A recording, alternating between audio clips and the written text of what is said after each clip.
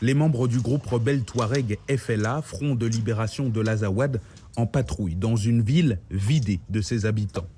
En s'alliant au groupe terroriste du JNIM, fin avril, ils sont parvenus à reprendre Kidal à l'armée malienne et aux miliciens russes d'Africa Corps. Oumayang Berry, commandant du FLA, nous montre ce poste, aujourd'hui déserté par le groupe paramilitaire russe. Apparemment, ce poste, il est contrôlé par Africa Corps, il est occupé par Africa Corps et quelques éléments de FAMA, l'armée de terre et je pense de la gendarmerie. Donc comme vous le voyez, tout ça, c'est écrit en russe. Tout ça, c'est russe. Ça aussi, c'est russe. Et ça aussi, c'est russe. Tout appartient aux Russes. L'implication du groupe de mercenaires Wagner dans les combats contre les différents ennemis du pouvoir malien a toujours été niée par les autorités locales. Au contraire, l'alliance avec la structure Africa Corps, qui prend la suite de Wagner, est assumée par l'État malien en dépit des accusations de crimes de guerre et de crimes contre l'humanité. Objectif affiché, soutenir l'armée malienne face au terrorisme. Des autorités maliennes mises en difficulté par cette alliance entre rebelles Touareg du FLA et terroristes du JNIM. Pour le gouvernement, les rebelles devraient à leur tour être internationalement considérés comme terroristes.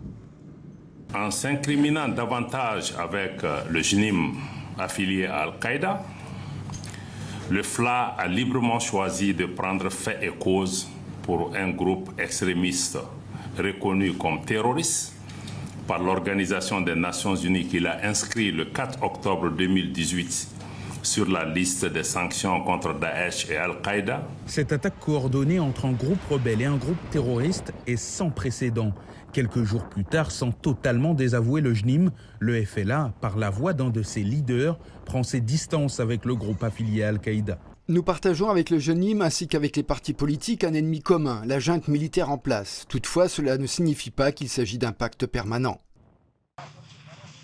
Le commandant Mbéry continue sa ronde. Malgré les critiques sur cette alliance, le FLA se prépare à reprendre les affrontements contre l'armée régulière dans le nord du Mali.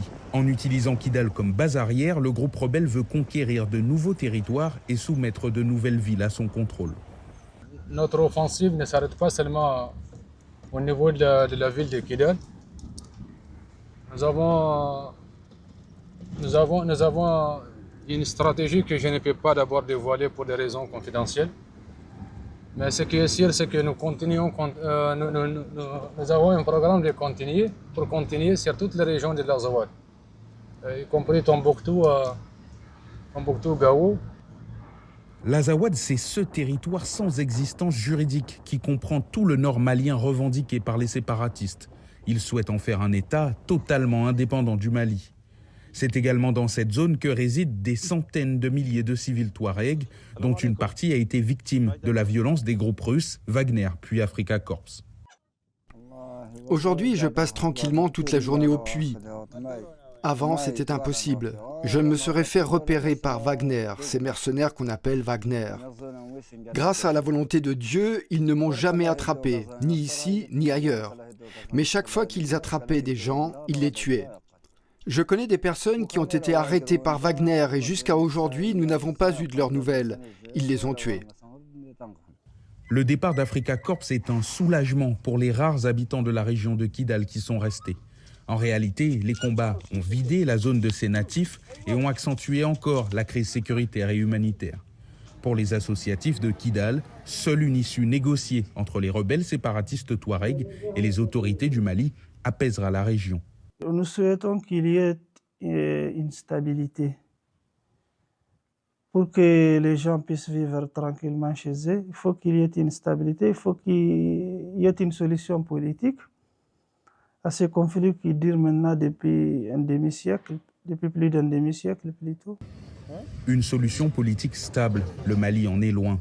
En attendant, les populations civiles continuent de subir les conséquences d'un conflit qui dure depuis près de 15 ans.